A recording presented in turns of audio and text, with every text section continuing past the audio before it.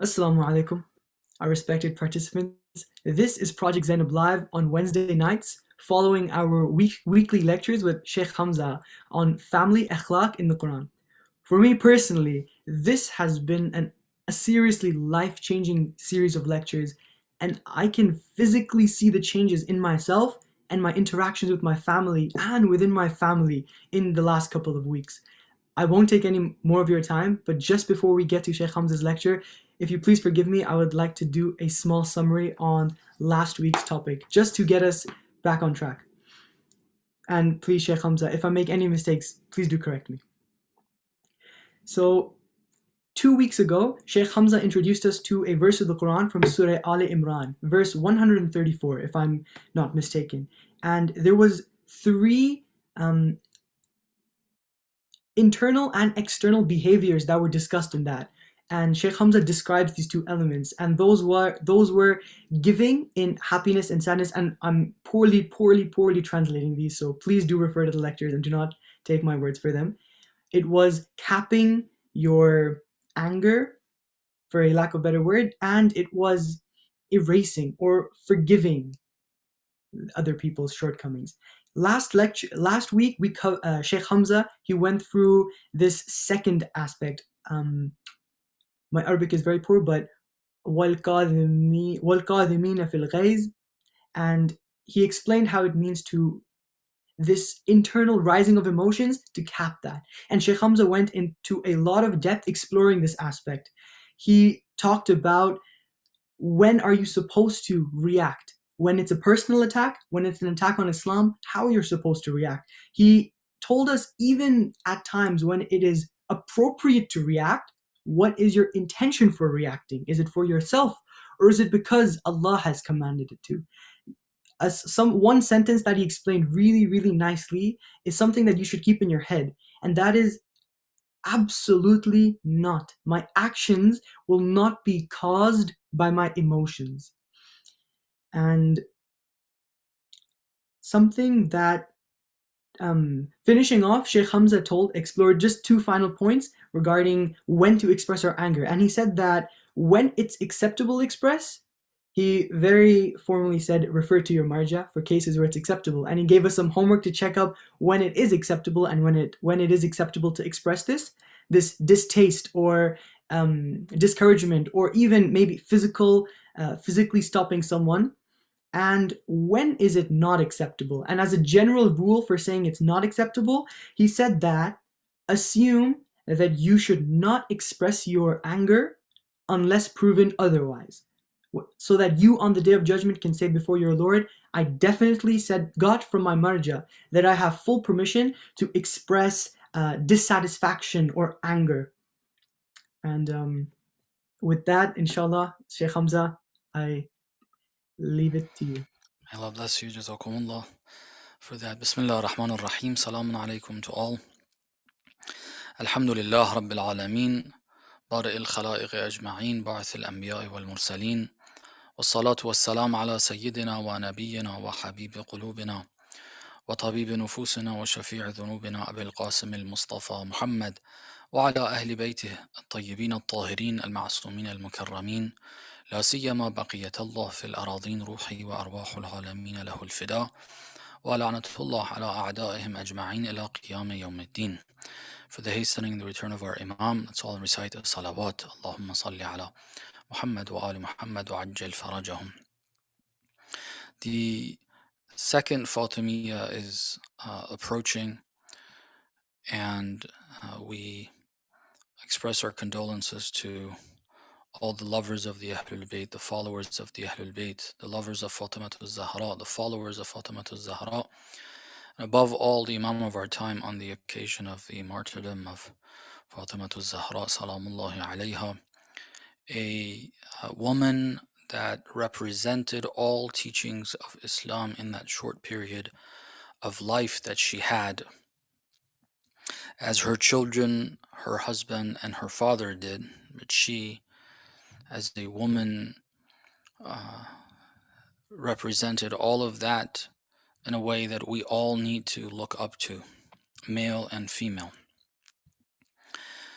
And we hope to aspire to reach the soil, the dust beneath her feet, inshallah, because we are very far away from even the dust beneath her feet. The discussion we had on Akhlaq from the Quran, we talked about some of the general understandings that we need to have. Then we moved on to general approaches we need to have towards mu'mineen. And then we started to discuss some of the more practical but still general rules that we have and guidances and guidelines that we have in Islam on the topic of akhlaq. But before that, I would like to reiterate this, that we need to come to the understanding that the Holy Quran contains all of this very valuable information, and it's all available to every single one of us. If I'm presenting here, I'm simply trying my best to present the Quran, obviously the way I understand it, but this is not limited to someone like myself. And the obligation of it and the necessity of looking into it is not limited to myself, and it's not limited to ulama or speakers. It is an obligation for all. Everyone needs to look at the Holy Quran, read it consistently, regularly. I just came across a couple of lines, a couple of instances of this great Shaheed, Haj Qasim Soleimani, who wasn't what we identify typically as an alim, someone who has studied in the Hawza, someone who has studied Islam regularly in a seminary, although he had studied Islam in various ways throughout his life and he never stopped. But one line that he had when he was visiting a certain area, and obviously his military interactions in the Islamic Republic, when he left the base after a couple of years of being there and leading that particular base and their efforts, he left a note for the one who was going to lead that base and was leading before him, and now after him would be doing the same. And part of that note was telling them that it's a requirement. You have to yourself and require all of the soldiers under you, everyone under you, to read a few pages of Quran a day. This is what a Muslim is supposed to be like. Everyone is supposed to read the Quran themselves. Ponder upon it. Make yourself familiar with it. The more you read and the more you try to make yourself familiar, the more familiar you will become.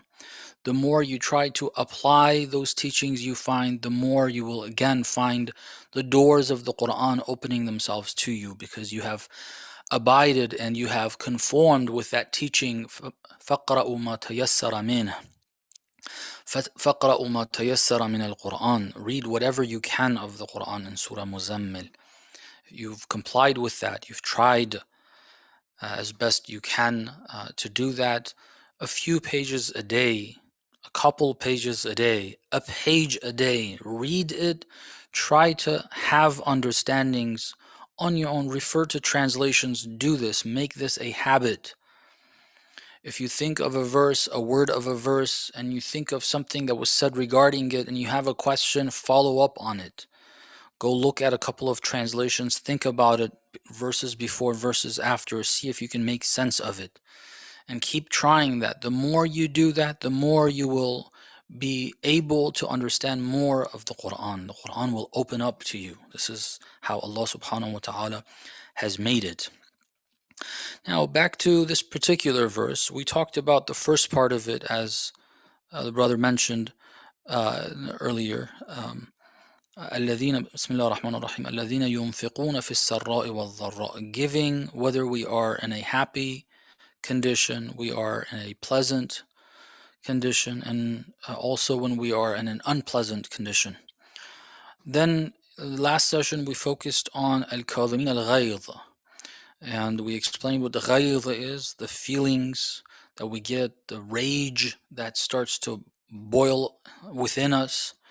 And kadhimin, meaning, as the brother mentioned too, I think that was the choice we had, to cap it, those feelings, because the word kadhim comes from capping a container that is full so it doesn't flow over.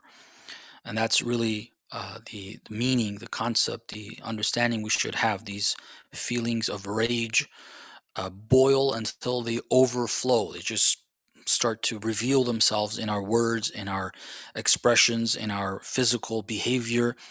And we've got to cap it. We've got to make sure that those feelings will come, okay, but when they come, that they are not the source of us acting. They are not the reasons why we act. The reason why we act is that God said to act, and that's the last part of what the brother said. I don't want to reiterate, that was already recapped, but I needed to say that because of this last part. It says, وَالْعَافِينَ عَنِ النَّاسِ. We generally said this means to erase, but I want to explore this idea a little more.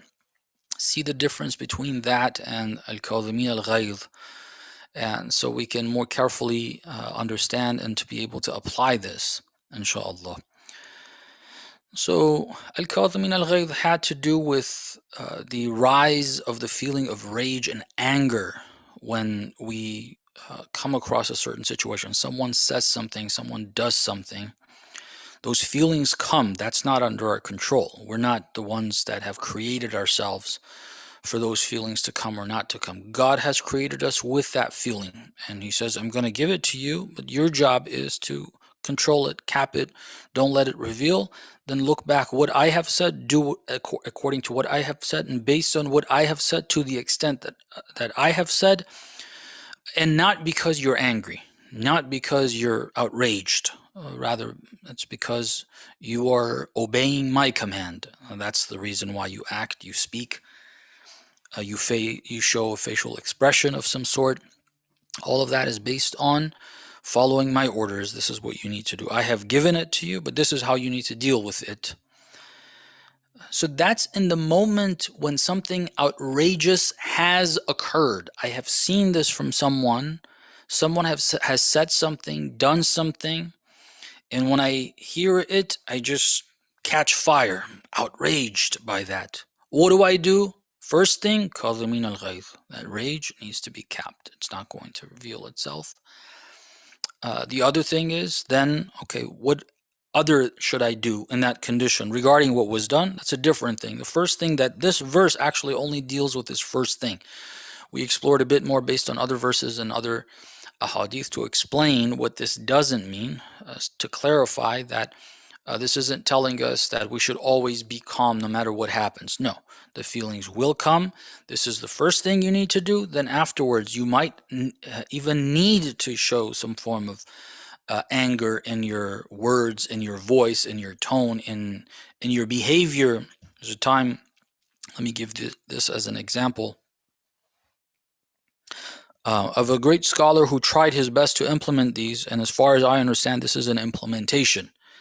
There was a time where Akhlaq Burujerdi was still alive. You can look these figures up and try to learn a little more about them. These are important figures in our recent history, in our contemporary history. They have affected our lives. Akhlaq Burujerdi was the main marja for the Shia. He was based in Qom. He was a graduate of Najaf. He came back to Iran. He was in his city of Burujerd. And some of the scholars, including Imam Khomeini, asked him to come to Qom. He came. Eventually, he became the top marja when the previous marja, who was based in Najaf, passed away.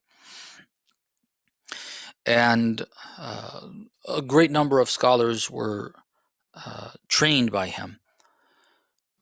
On the political side, however, he was not very much involved and very much informed and very much politically capable.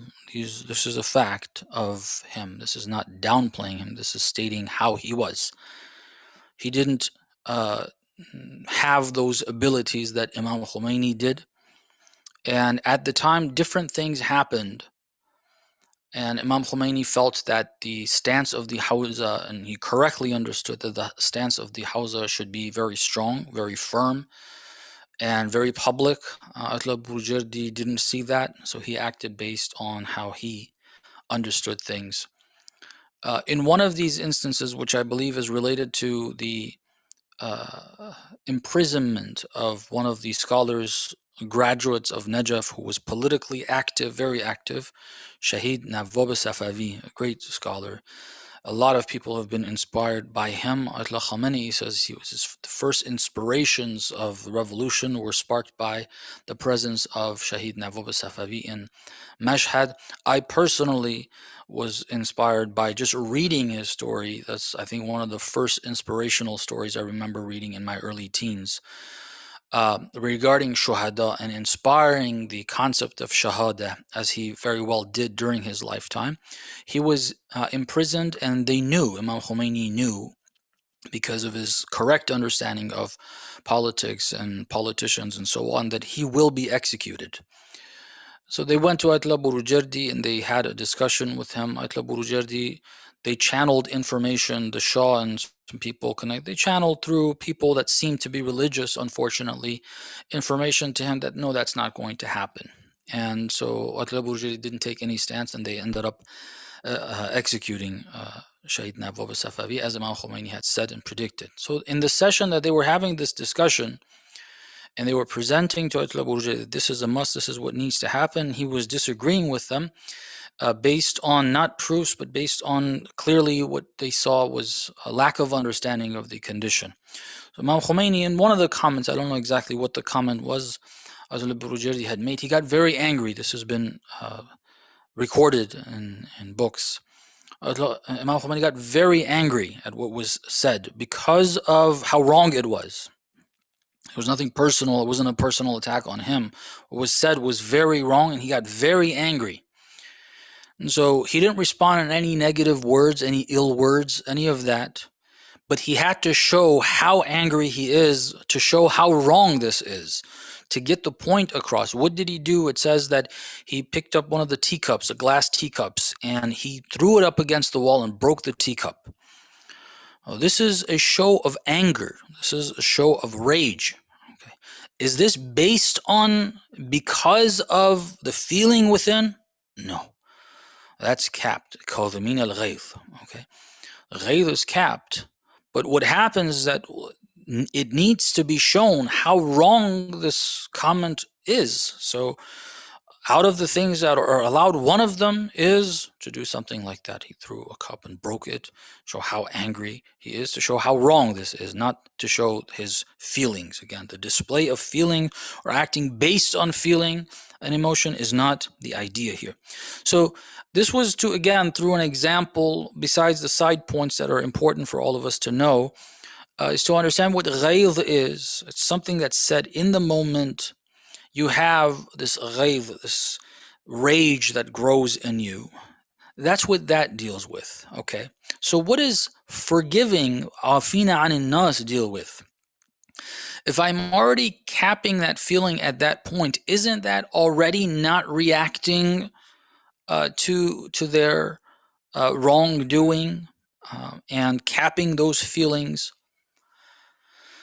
What afina anin nas has to do is the next step. So when something is done towards me or towards my religion, towards my ideology, towards whatever it is, it's something that affects me. If I control those feelings at that moment, that's a good thing to do. However, what happens is that there remains a memory of that in me. And there remains negative feelings that are not called ghayz here. Rage that is there is one thing. After that, the rage has simmered down. Now I'm calm, I'm cool. But there is a feeling that's not called ghayz, and I think I can call it sort of a scar that remains within me. That hurt. What they did, what they said, affected me. And now I'm dealing with that. And it doesn't show itself and reveal itself regularly. There are certain times and conditions that it starts to come about. For example, if things are going well and we're having a good conversation with one another, that's not going to pop up. But, and now in the context of like family life, if something else comes up, now another discussion, another issue, another problem comes about, another disagreement comes about. When that disagreement comes about, then that feeling from before kicks in. Okay. That feeling from before kicks in. And now it may not be a situation of rage again. It may not have to do with that. It's just I'm irritated. I can be irritated by them and do certain things because, now there's another word that we can use. We call it a grudge. We hold a grudge against the person. They said something, did something. There's something in me. We call it a grudge. Okay, we hold a grudge against that person. I want to, again, not every minute, but when the condition is right, that feeling comes in and it causes us to want to do something. And again, if we analyze this feeling and this want and this desire to do something to this person, it has to do with my feelings, okay, the way I feel towards this person. Allah subhanahu wa ta'ala says here, Al-afina anin nas. So they did something, it hurt you, it made a scar, that can be the source of a grudge. It will be a source of a grudge unless this happens to a lesser or greater degree. It will be a source of some form of a grudge against the person. It will remain there. And the verse is afina anin nas. No, it heals. The heart of a believer, of a mu'min, of a muttaqi heals. And they do it. It doesn't happen on its own, meaning they need to do that. Afin, I forgive. Later on, if that memory comes back again, I remind myself, that's all forgiven. I don't have any feelings towards the person, any negative, ill feelings that are strong, and I need to get them back, which we call a grudge. No. Afina anin nas. This is to understand what this is referring to. Afina anin nas referring to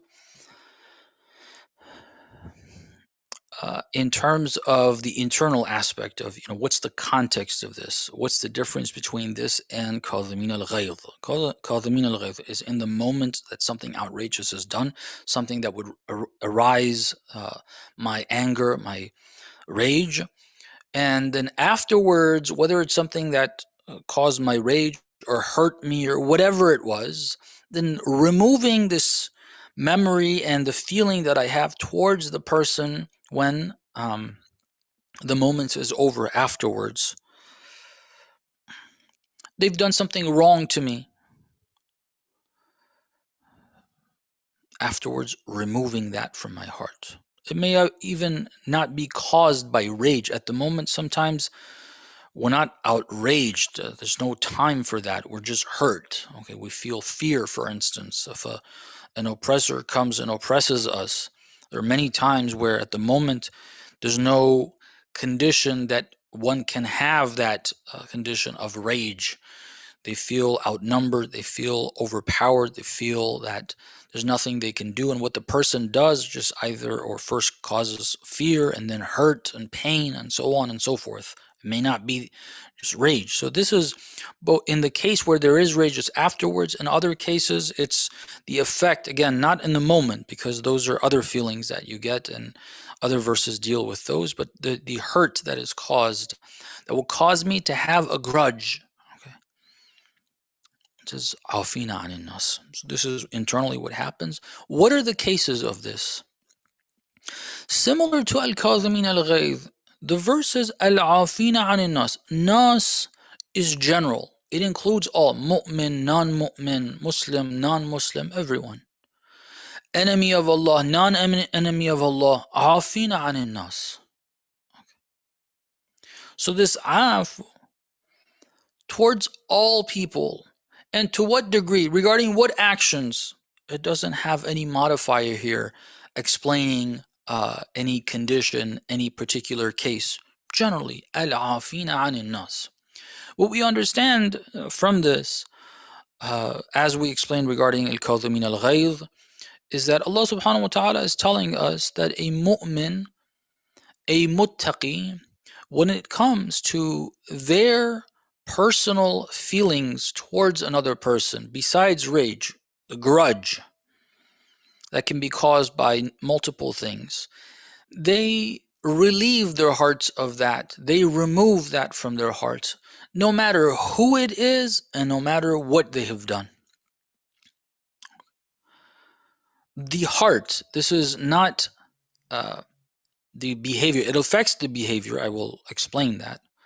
But in the heart, the feeling they have, the negative, ill feeling they have towards another person, based on whatever, right or wrong, they have done to me, even if it's completely wrong what they did, and those feelings are natural, and realizing and understanding that what they did was wrong is correct. We've checked all of that, let's say.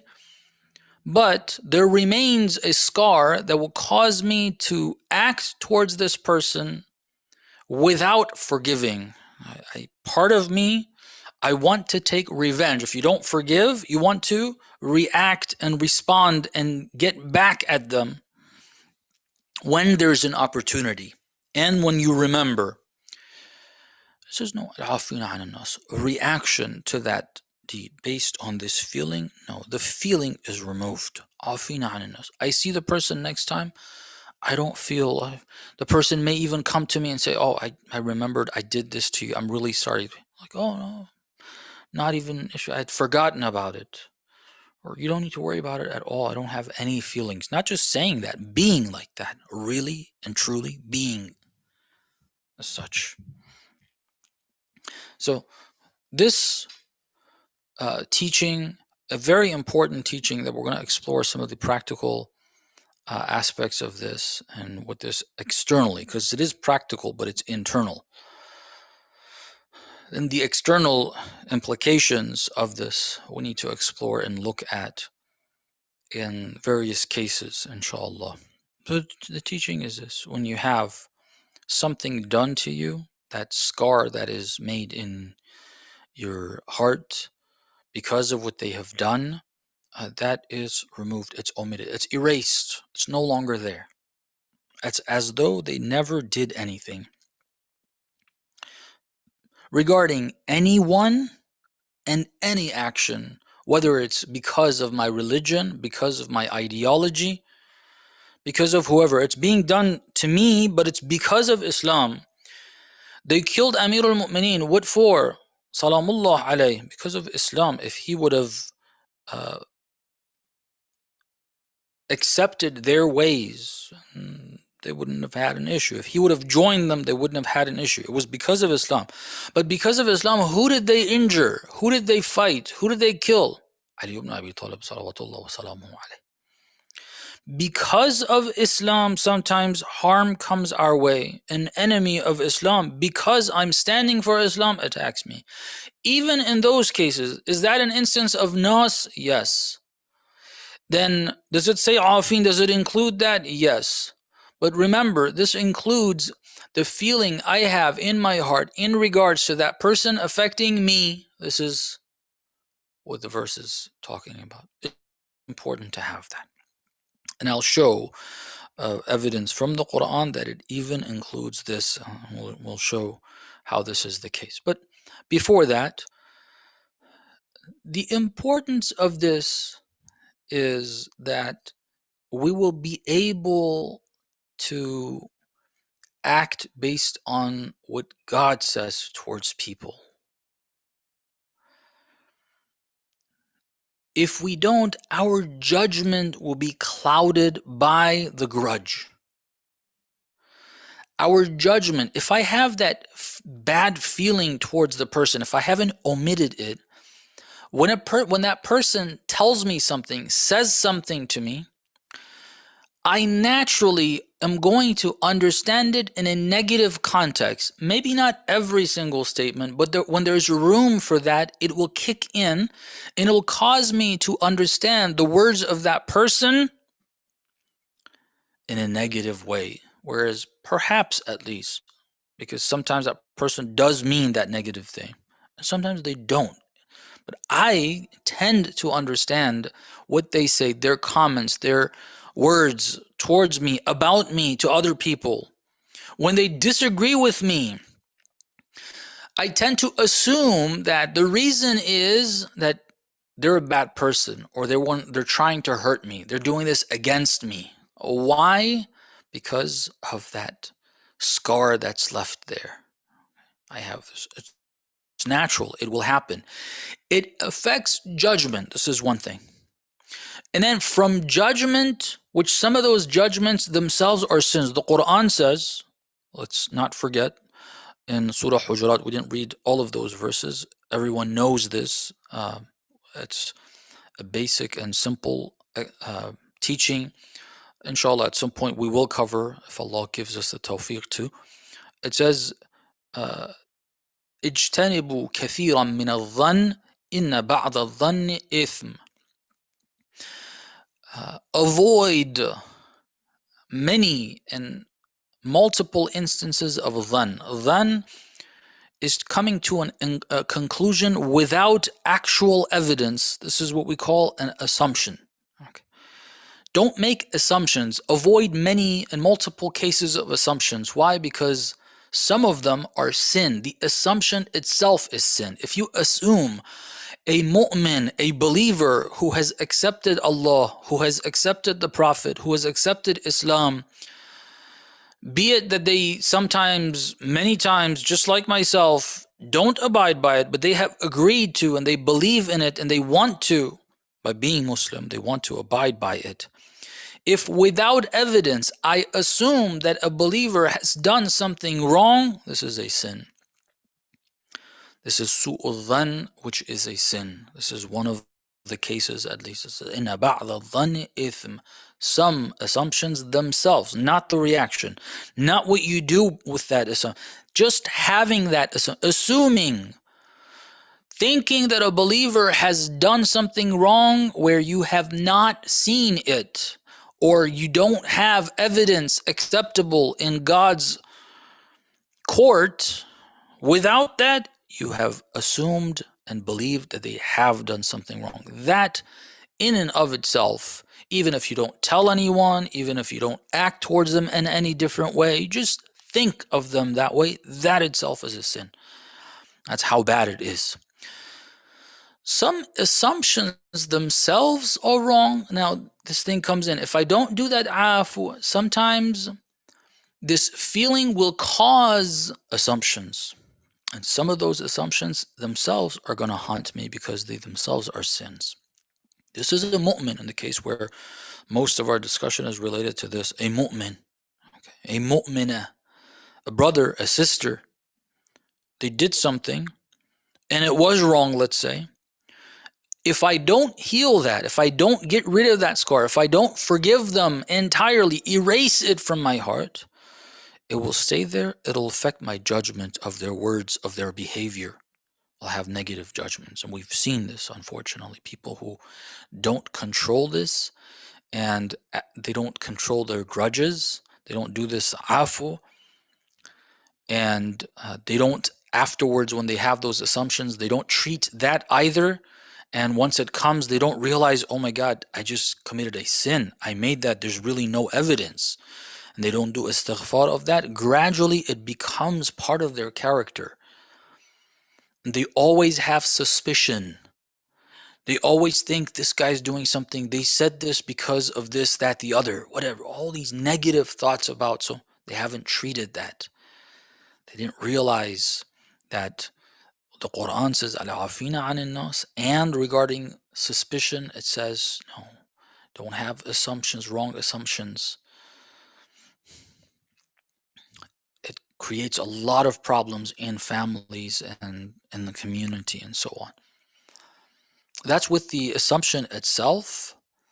Then those wrong assumptions, those suspicious assumptions of what the person meant or did, are going to cause certain behavior towards the person that will affect the family, that will affect the community, all of that. Where is the root? What's the root of that? Sure, assumptions are wrong. That is another problem that we should deal with, and we will discuss that. But the reason, what we're talking about right now, is not assumption itself, it's not suspicion itself. It's something more fundamental, and that is the scar that is left from a misbehavior of another person towards myself. That leads to misunderstandings. It leads to suspicion. It leads to assumptions made that are not legitimate. And that leads to actions towards that person that will affect the family. It will affect the community a lot of times. And it'll affect us first and foremost.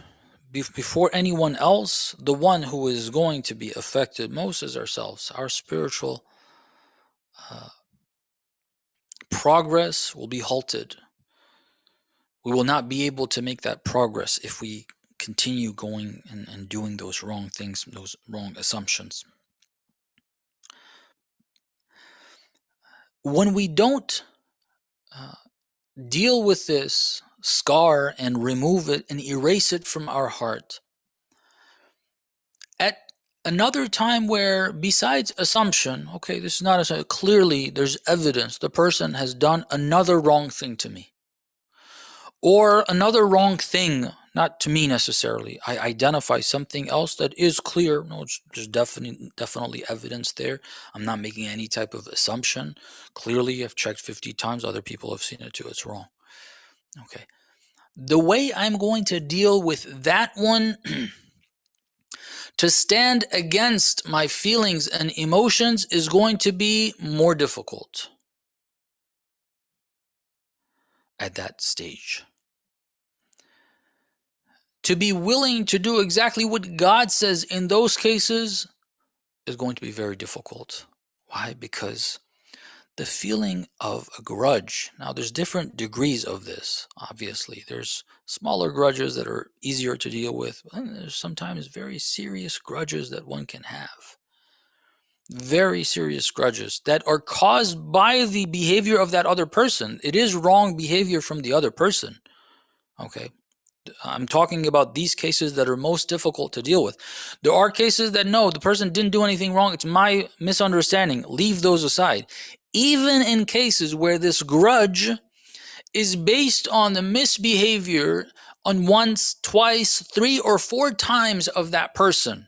They've done wrong things. I didn't do that once, twice, 3rd time, 4th time. This grudge has accumulated. Now, it becomes very difficult to deal with if God tells me to do something that goes against this grudge. I'm going to give you an instance from the Quran that is, I think,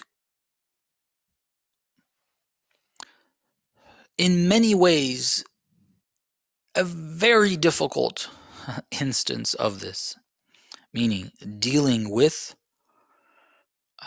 a grudge, or what can potentially, where there can potentially be a grudge. And if we hadn't applied that rule that God says, Al-afina anin nas, then it becomes a very serious problem for us to behave correctly in this context. What is it? Let me first give you the address where this is found in the Quran. This is verse 11 of Surah Tawbah. 11 of Surah Tawbah. Let me read it. أعوذ بالله من الشيطان الرجيم. فإن تابوا وأقاموا الصلاة وآتوا الزكاة فإخوانكم في الدين. Translation: Then if they repent and uphold prayer and give zakat or charity, then they are your brothers in religion. What is this referring to? Go ahead and check Surah Bara'ah or Surah Tawbah. It's the only chapter in the Quran that does not start with a Bismillah ar-Rahman ar-Rahim. And it's because it's addressing at the beginning of it, the kuffar, and the language is very harsh. And so the reminders of God being the all merciful are not put there at the beginning of this chapter. This is how harsh it is. This is Surah Tawbah. It addresses the mushrikeen and the kuffar initially, and then later on it addresses the kuffar of the Ahlul Kitab, the Christians and the Jews that were fighting Islam. But initially it's the mushrikeen, the staunchest enemies of the Prophet. According to the Quran, the worst enemies of the Prophet were the mushrikeen, and of the believers generally up to today, the mushrikeen and the Jews. The Quran says, these are not my words. And it's not the Zion, it says the Jews. The Jews are. The Jews are the greatest enemies of the Muslimin along with the mushrikeen. When it talks about the mushrikeen, these mushrikeen, this is after the conquest of Mecca. There's still mushrikeen around, and these tribes, they had treaties with the Prophet that they will not attack and they will not harm the Muslimin, and the Muslimin will not harm them. They broke their treaties. Okay. After multiple instances, and this year, Amir al-Mu'mineen was sent with this to Masjid al-Haram in the ceremony of Hajj to announce to everyone, to the mu'mineen for one reason, to the mushrikeen for another reason. For the mu'mineen to know how to treat the mushrikeen, what the instructions are, and for the mushrikeen to know what they are supposed to, what's going to happen to them if they don't change their ways. And that was very harshly. Let me read to you what the verses say.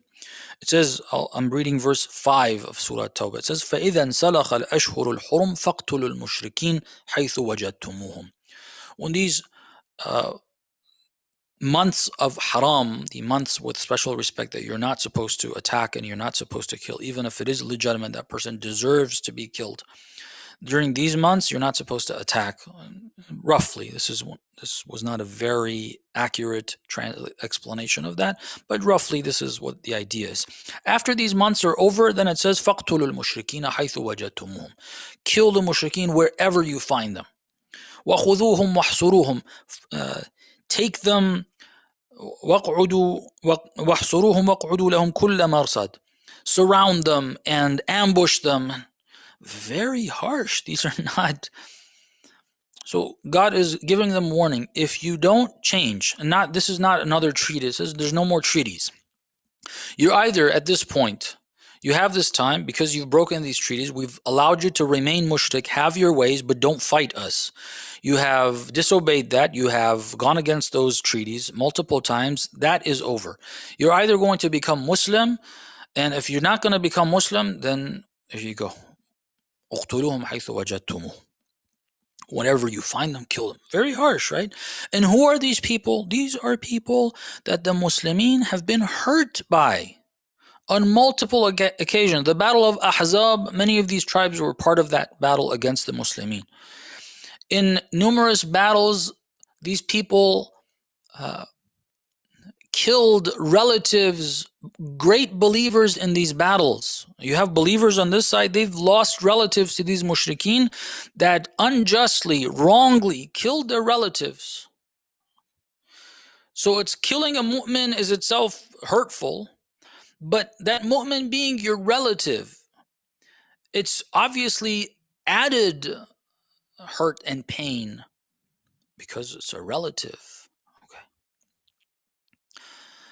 Knowing, so this is the condition. Imagine a country that was at war with you, a people that were at war with you, and you made treaties. They broke those treaties multiple occasions. They killed some of you, okay?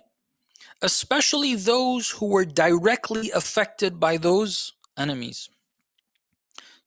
This is the context. Now this verse that we read initially. فَإِن تَابُوا وَأَقَامُوا الصَّلَاةَ. If they said, we repent, we are Muslim now, and they start praying and paying zakat, فَإِخْوَانُكُمْ.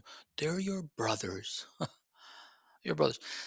The day before this guy killed my relative. Now he heard this. He's coming and saying, Ashhadu an la ilaha illallah wa ashhadu anna Muhammadan Rasulullah. How do I pray? Can somebody teach me? The verse says, he's your brother in Islam. Teach him how to pray. How are you going to do that? How can you do that? How can you do that? With these very strong grudges.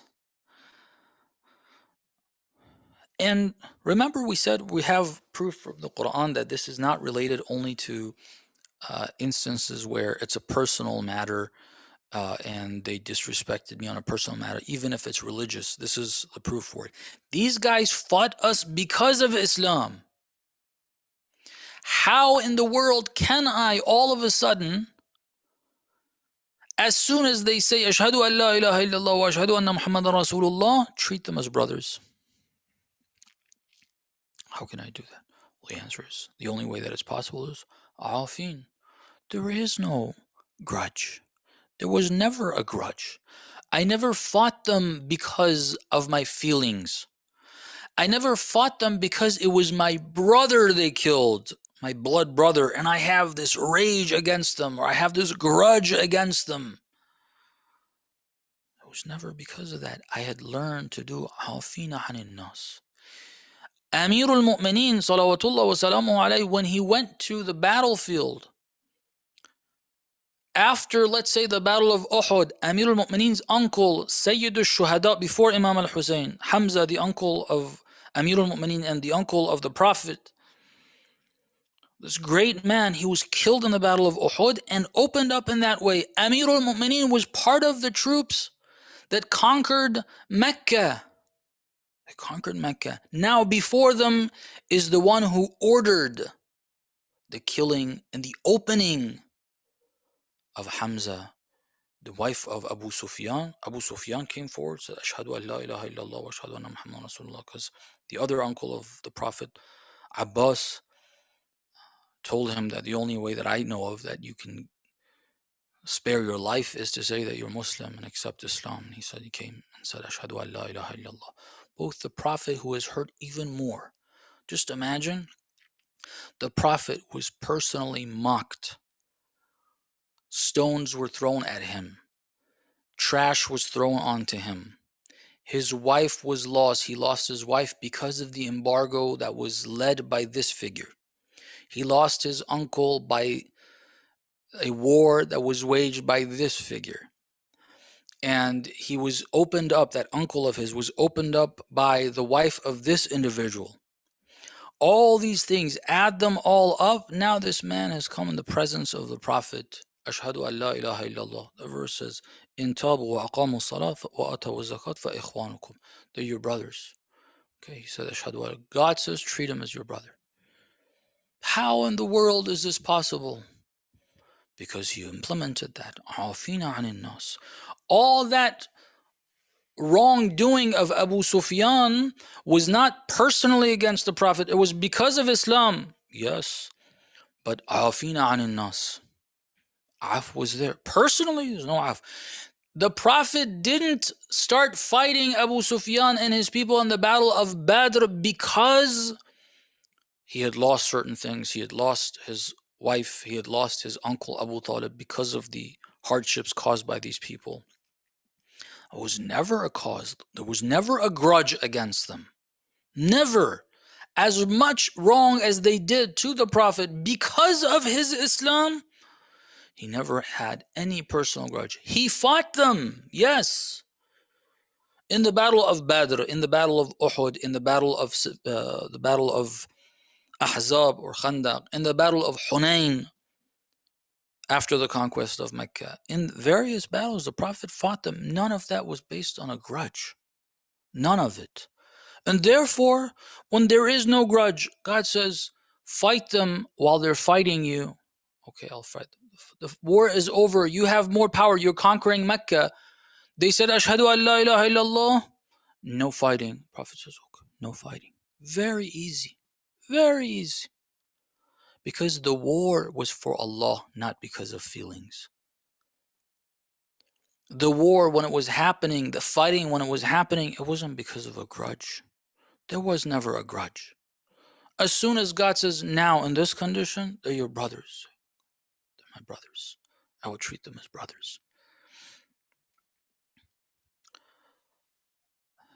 This is how we need to be, brothers and sisters. The only way we can arrive at this point where when God tells us that, hey, now these are mushrikeen that became mu'mineen, at least superficially. In the case where a mu'min has done something wrong, they have not repented. In some cases, God says, you've got to get back at them. Not personally. Some cases, you need to treat them a certain way. Okay. As soon as they repent, even if it seems superficial, which the grudge causes us to say, no, they don't really mean to apologize. They don't really regret what they did. Put that aside. They ask for forgiveness. All right. From this point onward, that behavior, not the feeling, there was never a grudge. They had been forgiven. The afu had already occurred. Remember the story of Malik al-Ashar? He didn't wait for the guy who threw his saliva on his face, which is really irritating, very displeasing, very rude. He didn't wait for the guy to come and say, I apologize. He went and asked God to forgive him. Not only did he forgive his share, he asked God, what he did to another believer is wrong. I'm asking you to forgive him. See, this is that instance of Malik al-Ashtar that we've heard is not him forgive. He had already forgiven. He's asking God to forgive him. He's doing shafa'ah for him. This is an instance of shafa'ah. He's asking God, Allah, there's a little bit of maybe my word is accepted here. I want to ask that this person is forgiven for something that he did towards this servant of yours. The only way this behavior can happen is al-afina anin nas. And brothers and sisters, where we need this most is where we have more interaction with individuals that we have more interaction with, which means our family members. There's more opportunity, or there are more instances where a person can make a mistake and do something wrong, say something wrong, lay a hand where they're not supposed to, raise a hand where they're not supposed to, say a word that they're not supposed to. Other people don't see us as much. And because of that, there's less chance for us to reveal that, for them to have wrongdoing towards us or to do wrong towards us, and for us to do wrong to them. Family members within a household, parents, siblings, children, we're together 24/7, especially in the context of this pandemic. I don't know how it is over there in Ireland, but I know I just heard from the UK and I know of the US. I think Ireland is similar, but I have heard some places in Africa it's not like this. But anyway, there's a lot of lockdowns. People have to spend more time at home or together, and that increases the chances of each of us doing something wrong. When that wrong is done to us, if we're going to consider it our right to hold that as a grudge, and next time blow up and say, you did this, you did that, and so on and so forth, it is going to raise the levels of rage and dissatisfaction towards one another in so many different ways, and in such a drastic way that it will reach a point of explosion where people just don't want to see each other. Okay. But if the reverse happens, especially in the context of this pandemic and this condition, we get more of an opportunity to practice this al-afina anin nas. My sibling, my mother, my father, my child, my spouse said something that, even if it was wrong, afina anin nas. Forget it completely. It never happened. Next time it happens, again afina anin nas, again afina anin nas. You get more opportunity to practice this. And brothers and sisters, a soul that is able to do this, one of the beautiful things that you could see in Hajj Qasim is exactly that. That عافين عن الناس, عافين عن الناس. No matter what is said, what is done, very easily forgive. And this makes it possible for a person to interact with more and more people. Hajj Qasim had to deal with people from various ethnic backgrounds, and that causes a lot more room for misunderstanding on both sides. And on both sides means that there are going to be cases where the other person is going to think I disrespected them, and then they're going to react in a certain way towards me because they thought I disrespected them, although I didn't disrespect, for instance. Or they may say something, I think they disrespected me. And this is why we can't get along in our communities where we have multi-ethnic communities. And we should have more and more of that because we are a global community. How can we do this? Someone from another language background can barely speak my language, or I can barely speak their language. They say something I misunderstand. I get angry. They don't do things the way we do. All this, it just causes, you know what? Leave this. Marriages, separation, divorce. I can't handle this. عافين عن الناس, even when it is something wrong, really, that has been done. عافين عن الناس, erase it. Erase it. It will allow two people to live together. It will allow for them to start looking or overlooking these flaws and see the beauties. A lot of times we're held back by these grudges to such a degree that we can't see good in our spouse. We just don't see it. Every time I look at her, just, oh, remember this instance, that instance. There's nothing wrong. Even I start finding flaws in her face, in her nose, in her eyes, in her body, or this, that, the other. But if that af occurs, and those, I get past them, then I start seeing more and more beauty. Then I start seeing more the iman. This is a mu'min. Even if there are some shortcomings, I have shortcomings too. They're dealing with my shortcomings. I see their iman. I see their beauty. With children, with parents dealing with children in their teens, the most difficult time that a parent deals with a child is in their teens, when they start getting a little more independent. From the parent's side, okay, from the child's side, there's things that need to be said, but from the parent's side, a lot of times the child does say and do wrong things towards us and Islamically and so on and so forth. Don't forget that a lot of times these create scars, and those scars cause us not to see the goodness in that child. Not seeing the good of that child causes us a lot of problems. And we gradually move in a direction that we just can't stand the person. Every time something wrong happens, عافين عن الناس, we apply it. عافين عن الناس, it's removed. It's not there. They never said that to me. Next day, something else happened. It's easy to do that.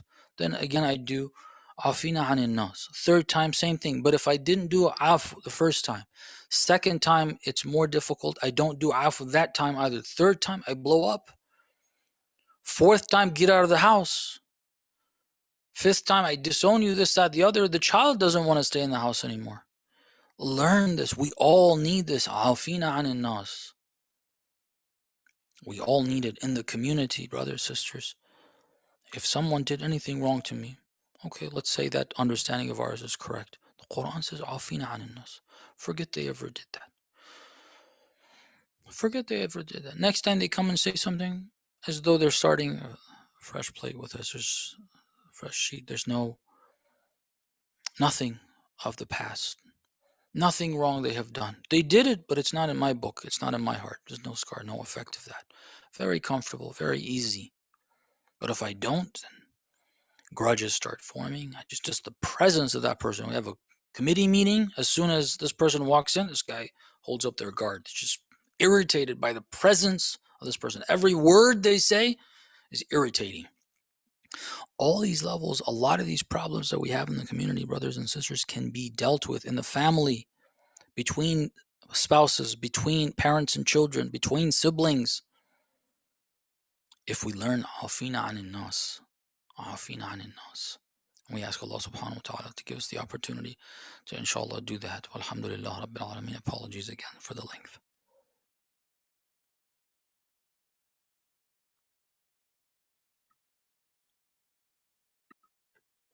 Jazakallah, Sheikh.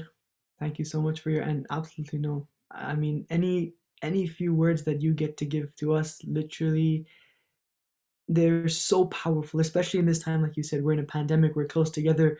You're changing the fabric of our relationships, and it's truly, truly precious, precious gems that you're leaving with us. Inshallah, as you said, Allah give us the tawfiq to practice this. This was Project Zainab Live, Wednesdays at 10 p.m. every Wednesday. Please make sure that you do join us again next week, and we will see you then, inshallah.